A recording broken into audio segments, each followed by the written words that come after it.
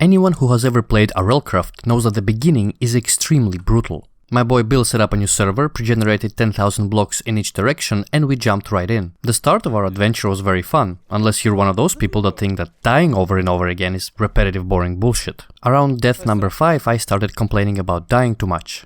If only I knew of what's to come. We ran and ran, looting everything in our path until we got to a village. After settling in, we noticed a battle tower nearby. We farmed a bit of experience, got some gear, and deemed ourselves ready for a battle tower without a shield. Bill wanted to cheese the tower, where we would just get all the loot from the chests by mining a few blocks from outside, but I insisted on doing it as intended, which was a grave mistake.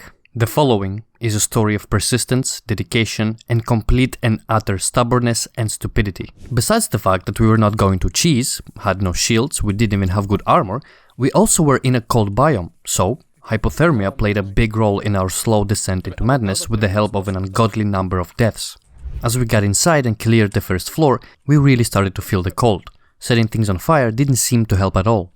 While I was trying to get the spawner from underneath the next room, I wasn't quick enough with blocking the hole. But I was not phased and not scared, except for when I saw a small little baby spider. The pre-fire on these skeletons is on another level. You can barely see this piece of shit and you're dead already. Sometimes hypothermia kills you when you've got 3 hearts. The death message was taunting us, as if it already knew how many times we would end up dying in that godforsaken battle tower. After this death, I told Bill that at the next battle tower we should bring beds and sleep right underneath it so that we don't have to run back to it all the goddamn time. Here is where a suspicion of a greater conspiracy started forming in my mind. It felt that a lot of my hits were not registering. I couldn't accept the fact that I was just that bad.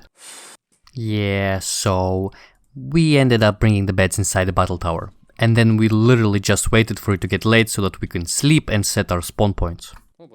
I tried sharing some of my items with Bill, but I couldn't even do that.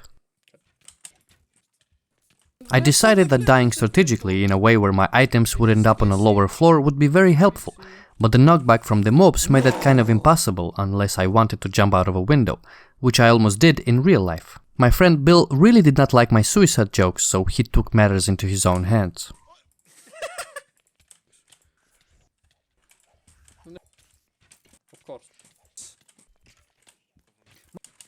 Not long after, I managed to prove my conspiracy theory. What is this? Amazing server you got there, Bill. Well done, dude. Amazing. So good. You're a real hacker, very man. Well. Good job, Bill. Well done.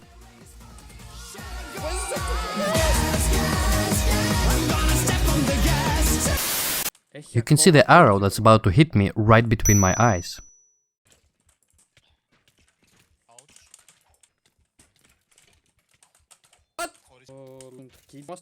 By the time we actually made it to the top, the sun had come up, in real life. In anticipation of another death, I stuffed all the loot back in the chest and waited to die, so that I could respawn, grab all my things and run for my life. After getting it all back, I got greedy trying to pick up some more valuables off of the floor and got killed by these little shits, which sent all my items flying around. No! But in the end I managed to get some of it back. After what, I jumped off, praying there won't be any sea terrors in my way. I finally made it back to the village and deposited all my loot in a random chest.